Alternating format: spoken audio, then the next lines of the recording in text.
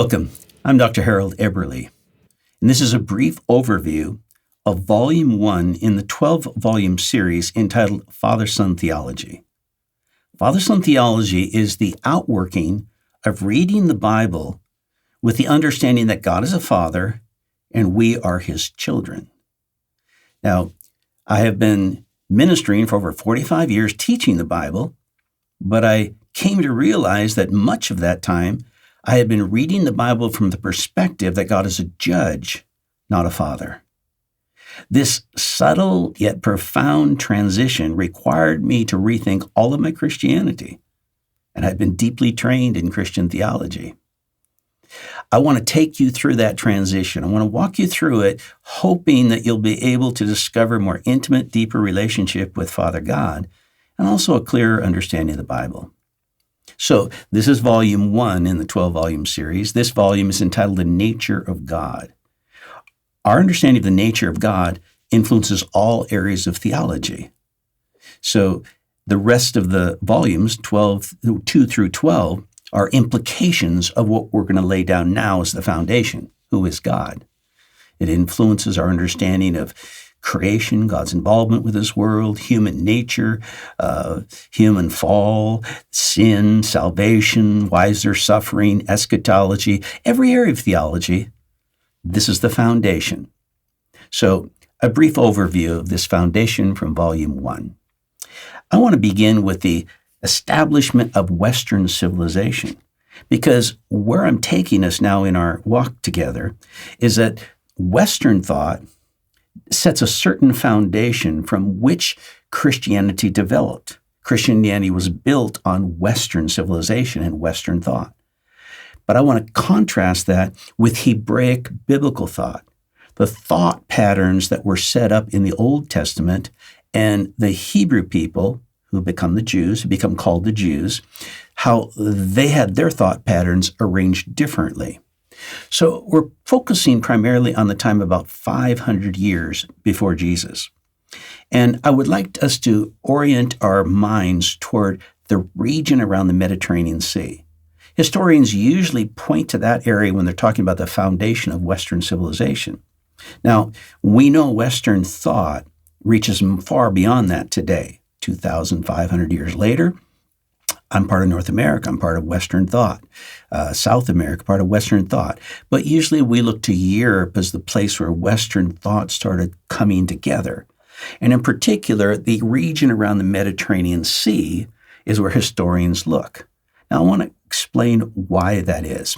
In a map of the Mediterranean Sea, I put up a circle around where the region of Greece and a smaller circle where the Hebrews were living at that time. The Greek Empire becomes established and starts dominating that region of the world. It was significant, first of all, because civilizations are coming together, large communities which require government, business, education. Things are going on where corporate large groups of people have to get along. So civilization, what we call civilization, is now forming in a way that there's a distinct break from times earlier than that. Now, when we talk about the development of thought in that region, historians like to choose this period, not only because civilization is developing, but there was a clear break. The Greek Empire wanted to take its culture and impose it upon the surrounding region. Rather than allow the different regions that were conquered to remain in their cultures, they wanted to impose Greek culture. This was strongest with Alexander the Great. Alexander the Great, as a leader in the Greek Empire, didn't believe he could control people unless he erased their local culture. So he had his soldiers destroy literature, statues, and anything else that would remind them of their past. He then imposed the Greek culture, as did other leaders following him. It's called the Hellenization of Western civilization. Hellenization comes from Helen, who was the goddess of Athens. Hellenization is the imposition of Greek culture on the region around the Mediterranean Sea. So they had to speak in Greek, they had to do business in Greek, literature was in Greek. So now we have a large region of the world being forced into a cultural setting. Now, we're going to be talking a little bit beyond the year 500 and talk about how after the Greek Empire, the Roman Empire came. But when the Roman Empire came, it kept the Greek culture. It believed the Greek culture was the best culture. Roman thought was more, we want to govern. We want to control. All roads lead to Rome. You want to understand Roman thought, think of order. So they kept the Greek culture, but imposed their order upon it. Historians often call it the Greco-Roman world. When the Roman Empire ruled, they call it the Greco-Roman world because the Greek culture is still there, being carried on by the Romans. So now, turning back to around year 500, this civilization is coming together. Thoughts are now covering a large region around the Mediterranean Sea. In the development of Western thought, preceding, there had been many years, hundreds, thousands of years, where people had been thinking. But now there starts to be coalescing a certain thing, and I would like to establish the fact that the foundation of thought was set up, and we can identify it as a division between the heavens and the earth. Now, I'd like you to see this. When we think of primitive people living close to nature, how did they develop their vocabulary? Well, your thoughts develop from your perception of the world, and then your vocabulary come out of your thoughts. So you have to, when you're perceiving the world, categorize things. Say, oh, this is this, and then put a name to it. Like if you see a bunch of horses, well, you have a group of horses, you put a name to it, horses. See a bunch of fish, well, you put a name to it, there's fish. Well, the most fundamental foundation of Western civilization had been set with primitive people, and picture them looking up at the sky. It's easy to see at night, sitting around campfire looking up. Well, there's there and there's here. There's the heavens, and then there's our earth, our dwelling place. And most primitive people living close to nature, that's the foundation of their thoughts. Not all, but most. And it was particularly strong within Western culture. Now, the period before the year 500, this got developed primarily by the writings of Homer. He wrote the Iliad and the Odyssey. Historians usually date those from the 8th or 7th century. They're not quite sure. So let's say the 700s. In the 700s BC, we have these writings came out, and the Iliad and Odyssey are adventures and heroes in them, but they have many gods in them.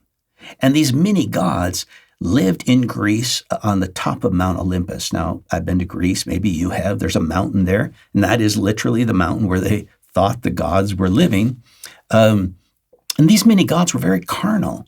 They were cheating each other, deceiving each other, stealing from each other, committing adultery, doing all types of things that we would not accredit with the type of God that we think of today. So these multiple gods, Homer's writings, you cannot emphasize too much how profound they were. During that period, pointing to around 500 years before Jesus, they named their children after the heroes of those Greek gods and the heroes in the Iliad and the Odyssey. This was the predominant writing of the region.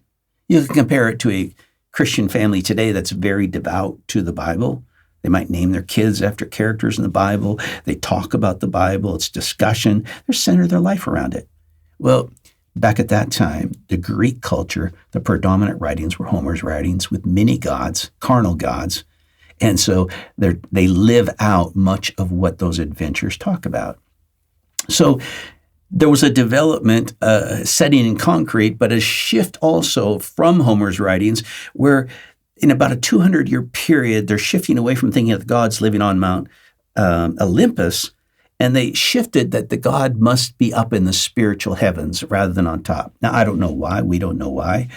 Maybe it's because people started climbing the mountain, seeing there's nothing up there. I don't know. But there was a shift that said, no, they're not there. The gods live in a spiritual realm up there, and we live down here. Again, the fundamental division between heaven and earth is being solidified as the foundation of Western culture.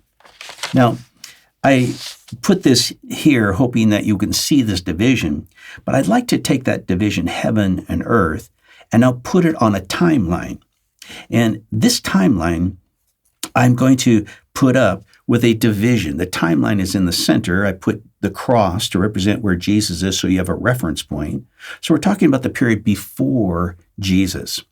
And below the timeline is the development of Western thought. Above the timeline, we'll talk about Hebraic biblical thought in just a few moments. But now let's lay the foundation of Western civilization. Okay, Greek Empire, people are thinking.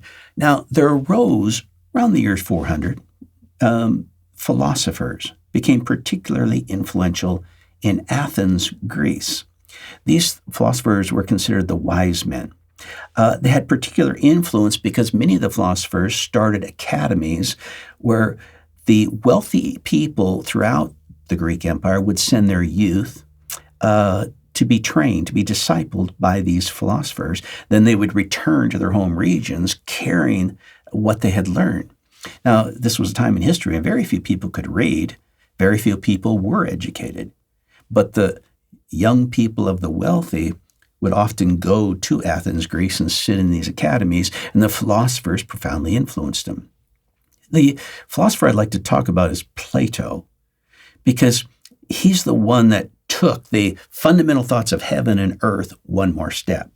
So I'll put up the next slide, and what I'd like you to notice is I've taken the heaven-earth division one more step and trying to show Plato. So now we're talking around the year 400 BC. Plato takes that, but what Plato's concerned about is civilization, the society, in particular Greek society. He wanted a civil society. He wanted to help Greek society.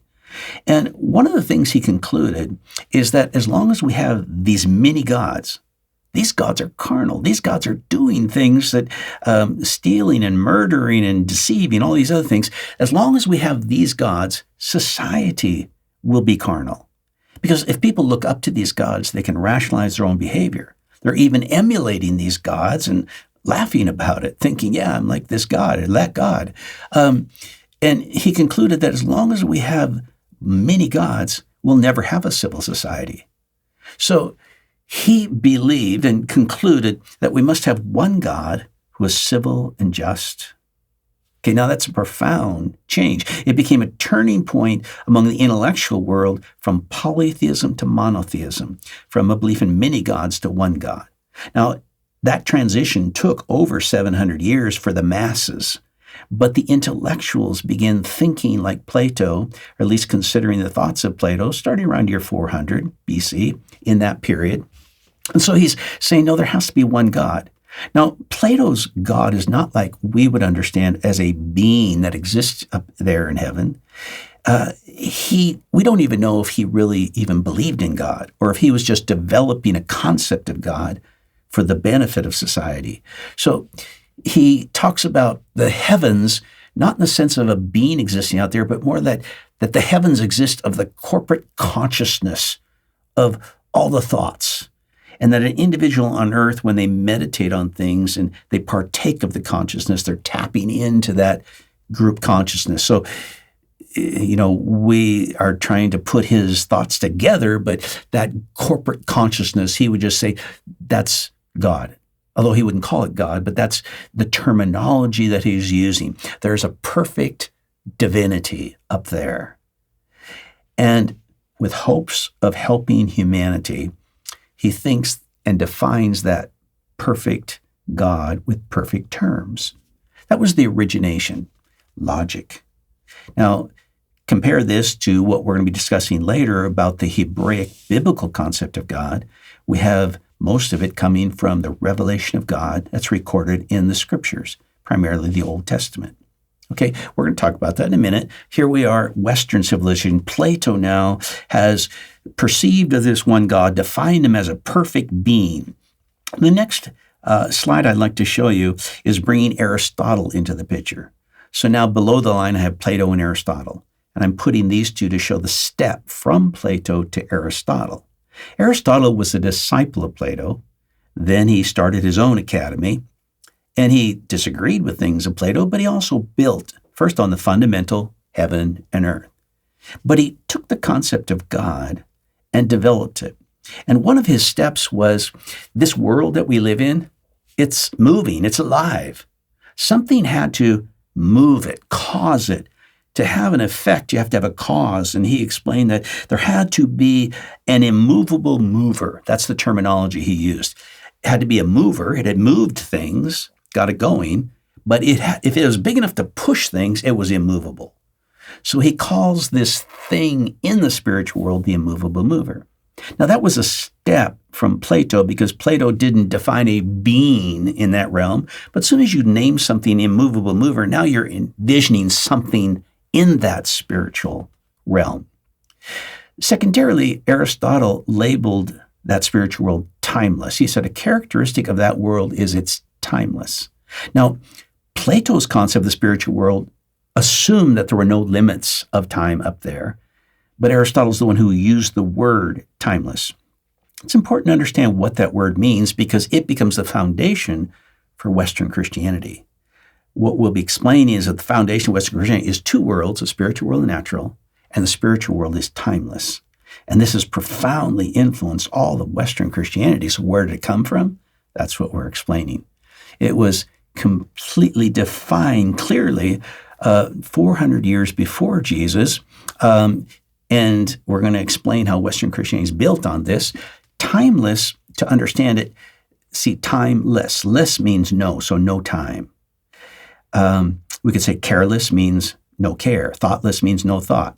Timeless, no time. There's no time in that realm. Sometimes Christians today confuse the word timeless. When they think of timeless, they think of transcending time, meaning you could move. Transcending means you can move at any location in time. That's transcending time. That's not timeless. Timeless means there is no time. There is no progression. There's no 1 second followed by another second. There's just God exists, okay? But God cannot move through any time. He can't have any change because he exists, okay? Now, in our diagrams here, I would like to now shift to the top of the line to talk about Hebraic biblical thought. Where does this start? Genesis 1:1. In the beginning, God created the heavens and the earth. Now, the Hebrew people, the descendants of Abraham, existed before the Old Testament scriptures were given to them, of course.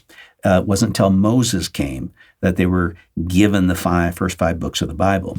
So there had been thoughts developing, but the descendants of Abraham go into Egypt. They become slaves for 400 years. Then they escape Egypt, wander in the wilderness. While they're wandering in the wilderness, Moses leads them, gives them the 10 Commandments, structures a civil society. They become established as a people, a nation, who were able to go into the Promised Land. And as they go into the Promised Land, they have to become a united people. So there is a progression in their thoughts, but it was profoundly influenced by the Scriptures.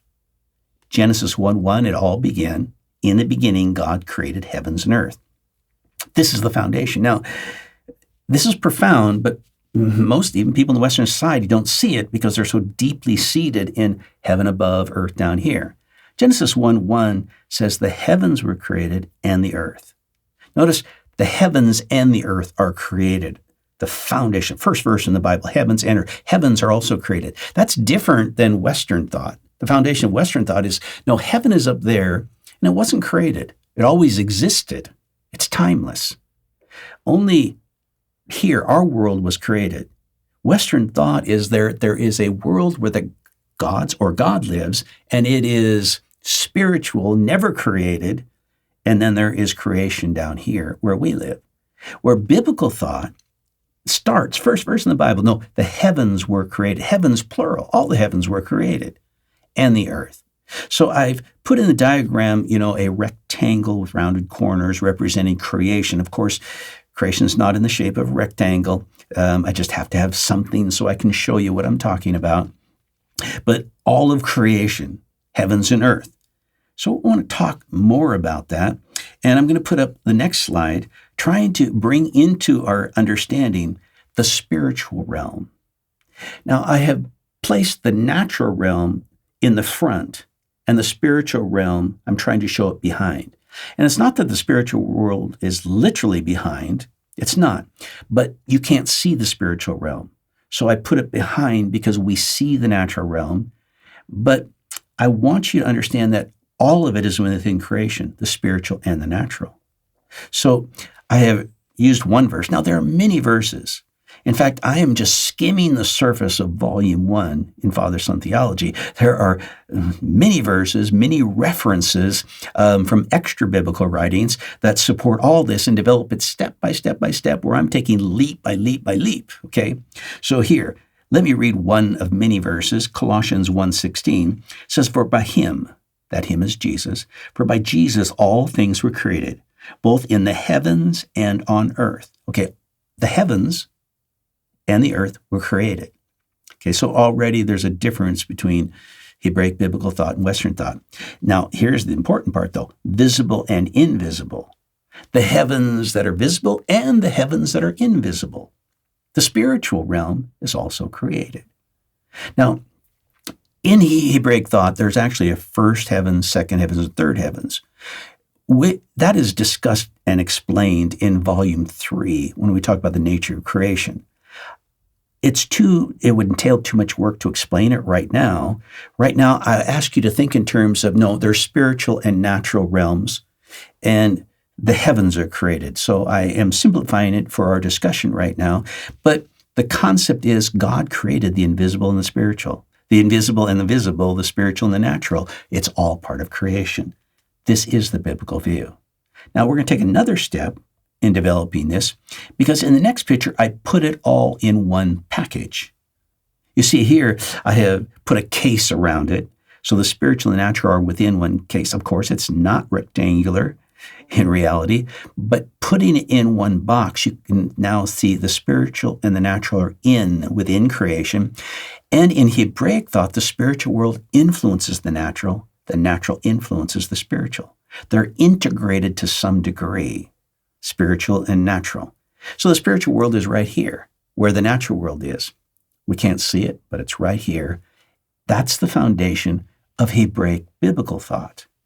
I'll take another step in this understanding, but I would like to now put it back into our diagram associated with time. So we have the timeline again.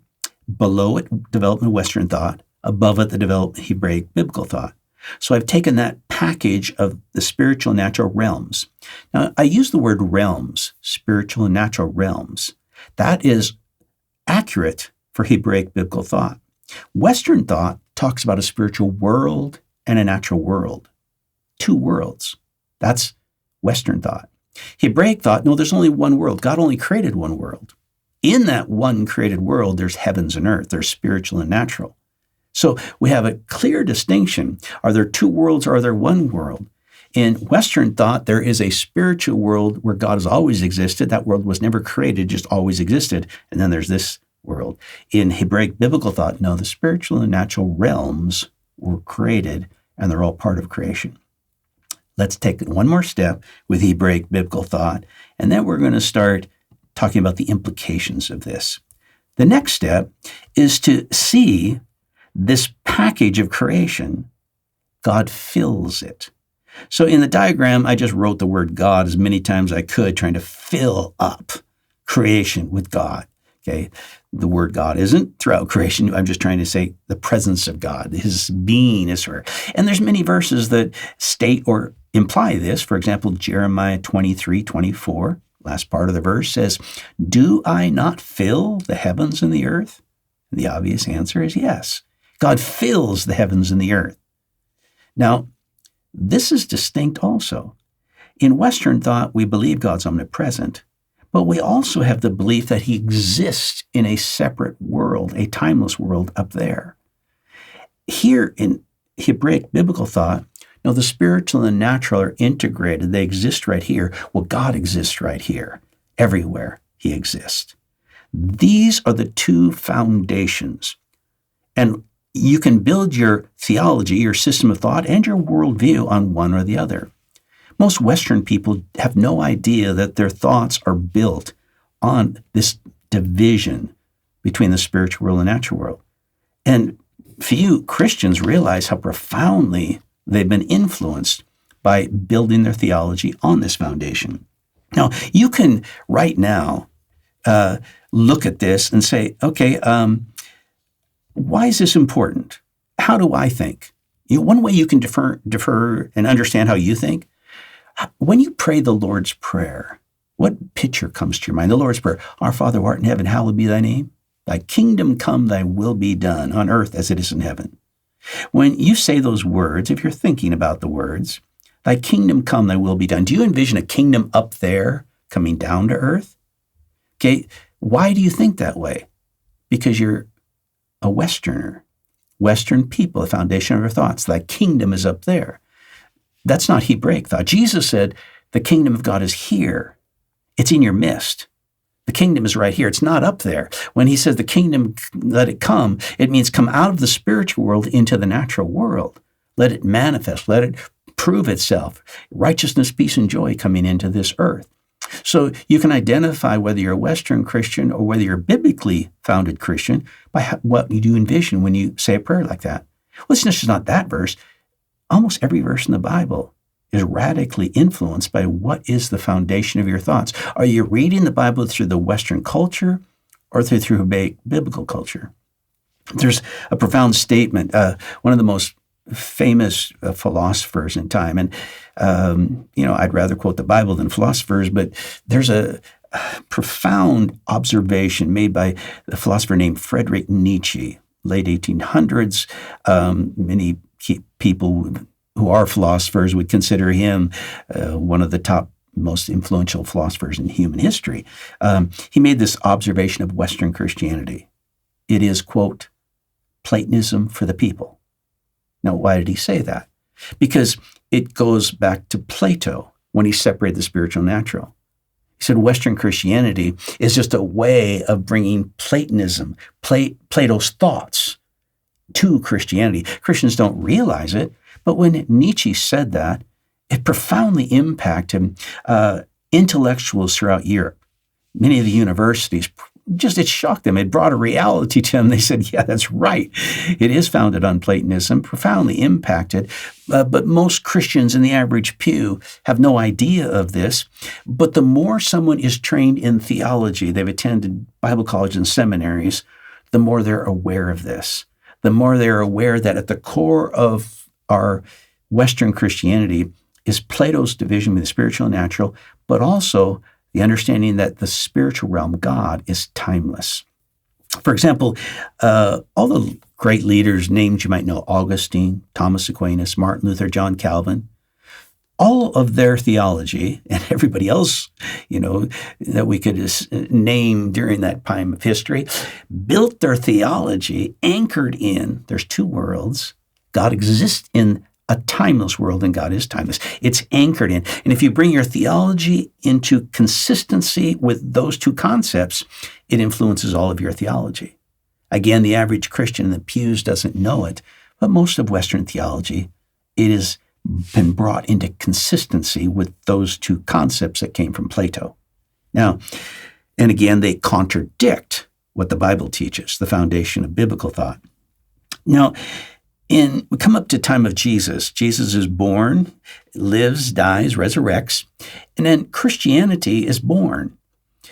Christianity in that little region of Judea, the part where the promised land is, part of the promised land, Judea, they get persecuted and they migrate out, and many go out in evangelism. So they're coming out of that region, especially by the mid-first century. By the year 50, there's a large scattering and evangelism going on. But where are they going? They're going into the Greco-Roman world, the world that's now being controlled by the Roman government, but still the Greek culture.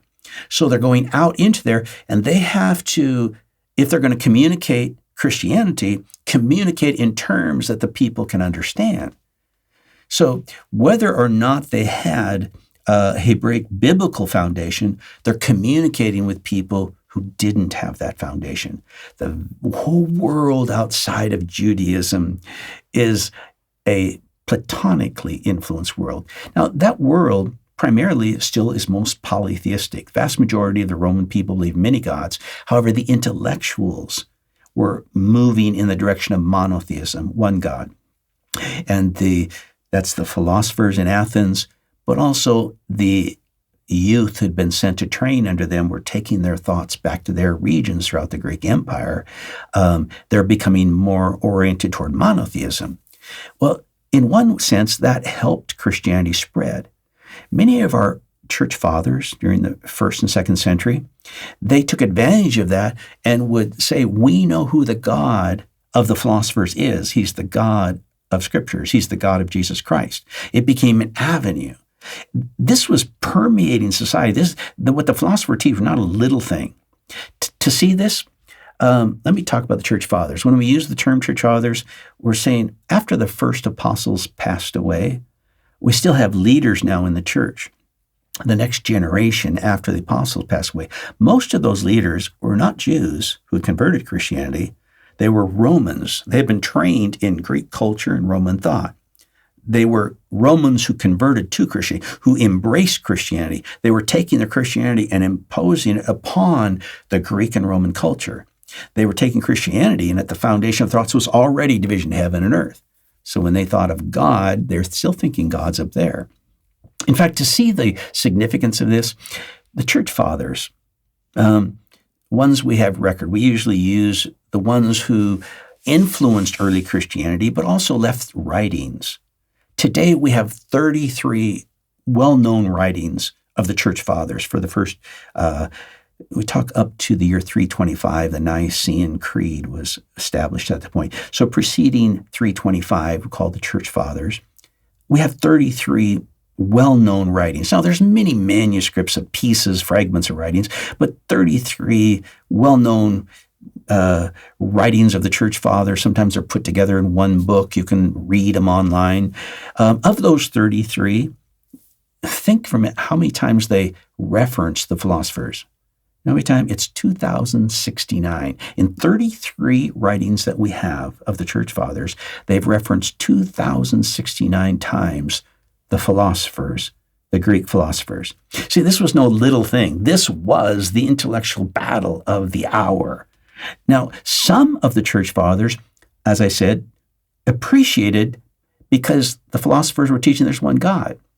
In fact, there was a Jewish leader who lived in the early part of the 1st century. Philo was his name, and he wrote trying to prove that Yahweh was the God of the Greek philosophers.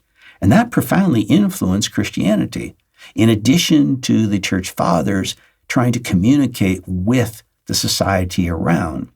So here's this profound influence. Some of the church fathers appreciated it. Some of them just renounced everything the philosophers, like Tertullian is someone that I admire. Tertullian just says, no, everything the philosophers are teaching is just nonsense. We need to start from the Hebraic foundation.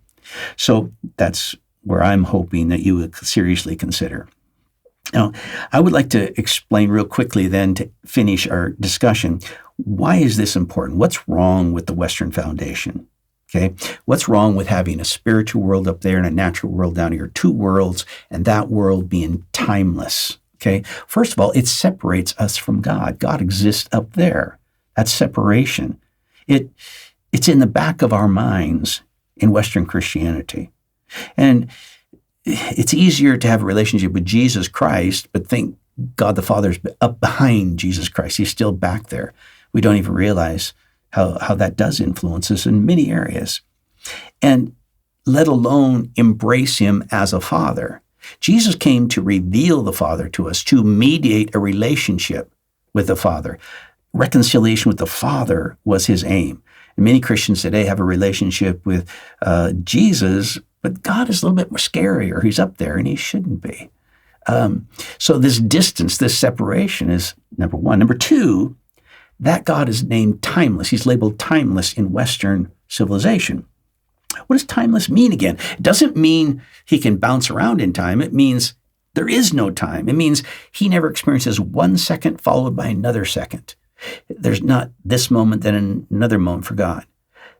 The implication of that is God is immutable. That word means im is no, mutable is change, no change. See, if God never has 1 second followed by another second, there cannot be change in God. He can't be this way this second and a different way the next second. He's immutable. There's the two foundations of the nature of God that Western civilization, Western Christianity is built on. God is timeless and he's immutable. Again, Augustine, Thomas Aquinas, Luther, Calvin, many others, all of basic Western Christianity is built on God is timeless, God is immutable. Those two things. Now, I attended 4 seminaries during my years, so I wrestled through a lot of these issues and had to retrain myself, because if you bring your theology in alignment with the very foundation of Western civilization, which has been done in Western theology, God's timeless and immutable, it changes everything. And again, the average Christian in the pew doesn't know it, but the more they study, the more they sit under leaders who have been trained this way, the more their thoughts are conforming to that foundation. Plus, it's just part of Western society. You don't even realize that you are taking your Christianity into this two-world foundation. Here, some more implications. When we talk about what is the foundation, God being immutable, what's wrong with it? First, verses like Genesis 1, where after creating, it says the Spirit of God was moving over the surface of the water. Okay, just take that, God's moving over the surface. See, if God is timeless, he can't move. Therefore, if you bring your understanding of Scripture into alignment with God's timeless and immutable, God didn't move. His Spirit didn't move. And theologians who have done that will say that's a figure of speech. God's Spirit didn't really move over the surface of the water. That's a figure of speech. And they use a particular type of figure of speech. They call it an anthropomorphism. That means revealing God as if he has human characteristics. So they do not believe God moved, but they'll still say God, they'll quote the verse. They'll say, well, the Bible writer used the verse as a figure of speech, so I'm using it as a figure of speech. So they'll say, yeah, God moved to the surface of water, but they're meaning it as a figure of speech.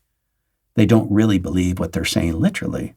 So a verse like that is not real. It's not relevant. It's just a figure of speech. God can't move. You bring into alignment, God is immutable. How about the concept emotional change? You see, if God is immutable, he can't have this emotion this minute and a different emotion the next. There can be no change in God, in his emotions. And again, Augustine and Aquinas, they in their writings explain that God has no emotional change, no variation. Luther and Calvin had to do the same thing. So also did many other theologians, trying to bring their theology into alignment with this. Okay, God has no emotional change. But the Bible's filled with expressions of God. He's angry. He rejoices over his people. An expression for this God who experiences emotion. But if you are conforming your thoughts to that foundation, you will conclude God has no emotions, and you have a stoic God. That's actually what happened, especially in the Middle Ages. You can see it in the construction of huge cathedrals where people came in to meet with God into these cathedrals. Huge concrete, God's far away, the ceiling's way up there, but you would come in quiet, sit and don't move while you're reverent. The word reverent covers your being in a stoic position. Why? Because if you think God's stoic, you want to become stoic to be in his presence. So an emotionless God somehow is overbearing, clouding the concept of who God really is, because you're saying those things in the Bible are figures of speech. They didn't really happen. That's not who God is, because you're favoring where your anchor is. The next one, God can't respond to people. See, if God is immutable, he can't respond. You and I down here, God cannot change how he's relating to us. He cannot say, oh, you did this, now I'm going to respond, because that would be a change in God. God can't respond. Here's one important place. He can't answer prayer. See, people who brought their theology into alignment with God being timeless and immutable cannot believe God answers prayer. Why? Because answering is a response. God can't respond if he's immutable. He can't say, oh, you prayed, so now I'm going to do this. That's impossible. So people whose theology has been brought into alignment with these two cornerstones don't believe God answers prayer. Now, they will say, oh, yeah, God answered prayer, but they're using it as a figure of speech. But they don't believe it. They think they're using it the same way the Bible writer used it, because they've redefined the way the Bible actually says it. Another one, here's a big one. God cannot forgive sin. If you believe God's immutable, logically, you can't believe God can forgive sin. Why? Because forgiving sin means God didn't forgive sin, then he is forgiving sin. That's a changing God. He can't do that. John Calvin had to wrestle with this, and he developed his substitutionary atonement view of why Jesus died on the cross out of the concept God cannot forgive sin. Now, when we study in Volume 7, Soteriology, that's salvation, we'll explain how Calvin had to reconcile this, but he brought his theology in alignment with God being immutable. He concluded God cannot forgive sin. Even though he says in his writings God forgives sins, he's using it as a figure of speech. But many times he says things like, God is a just God, he must punish sin. Must punish sin is the opposite of God forgiving sin. But Calvin said God must punish sin because he logically could not believe God can forgive sin. And he developed his theology on salvation from the belief that God's immutable, therefore he can't forgive sin. And I'll explain that in Volume 7. So another one, this one's amazing. If God's immutable and lives in a timeless realm, you can't go to heaven. You see, a spiritual realm up there, nothing can change in a timeless realm. There can't be a before and after. So right now, most Christians think when they die, they're going to go to heaven. Well, if God is timeless, you can't go in there because that means there was a moment when you weren't in heaven, then a moment you were in heaven. That's impossible in a timeless realm. There can't be a change in a spiritual realm. Guess what? If you bring your theology in alignment with God timeless and immutable, you can't go to heaven. But nobody can go in heaven, nobody can come out of heaven, because to come out would be to change that realm, and it can't change in that world. Theologians know this. This is common knowledge among theologians behind the scenes, sitting in their offices, thinking about these things. But the common Christian sitting in the pew doesn't know it. Common Christians, most of them believe the Bible. They don't believe their figures of speech. But this is the implication. And to have some of your teachers who, in the back of their mind, they're thinking different things than the common people, it's quite surprising and eye-opening to discover. But the people with authority, it does influence you. What trickles down from the top does change your Christianity. Cannot go to heaven, but just think of some examples in the Bible. Paul says he was taken into the third heavens. Okay, that's impossible. That's a figure of speech if God is timeless. Isaiah was taken to the throne of God. Isaiah chapter 6, he sees the angels moving about. Well, angels couldn't move in the spiritual realm. If you went to heaven, there's no time. Well, you couldn't sing because there can't be harmony. It can't be change in tone. It would just be one solid tone always, and it would never, no variation, because in the timeless realm, there can be no variation. You can't communicate because a syllable has to follow a syllable. You can't talk in a timeless realm. These are the implications, and theologians know this, but again, it doesn't trickle down to the common people, but this is what they believe. They have to, if they bring their theology into alignment with timelessness and immutability. One more, and this one to me is really significant, probably one of the anchors.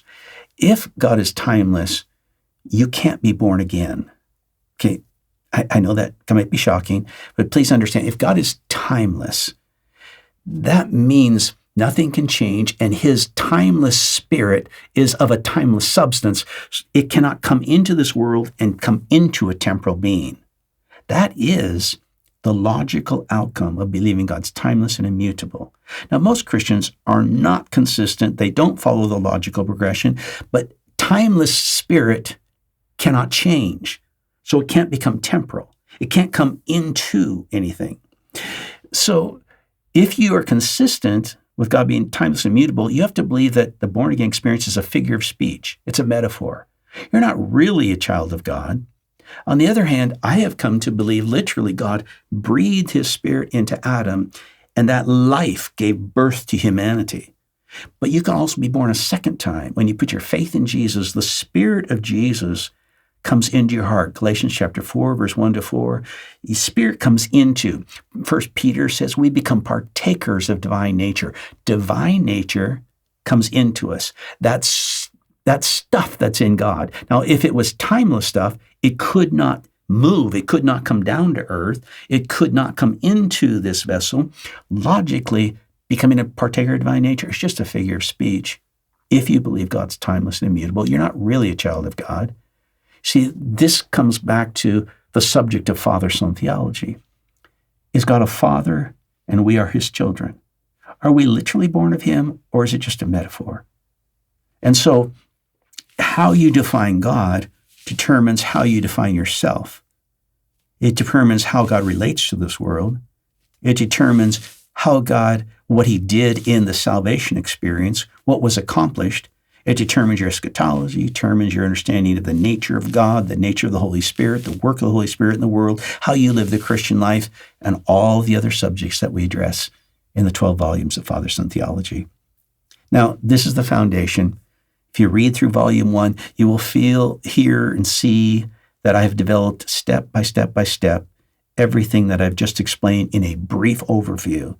You'll get the Bible verses, the references to the theologians and philosophers. You'll get it laid out complete. So hopefully by the end of volume 1, you come to the conclusion, there's a clear choice. Either it's the Hebraic biblical understanding or it's the Western understanding of God and therefore the Western Christianity. I want to propose that it's possible to develop a theology based on the Hebraic biblical concept of God, and that theology built on the biblical foundation will reveal to you God as Father in a way you never thought possible and create a more intimate relationship with him, and you will understand yourself better than you ever have before. That's the goal of Father-Son theology.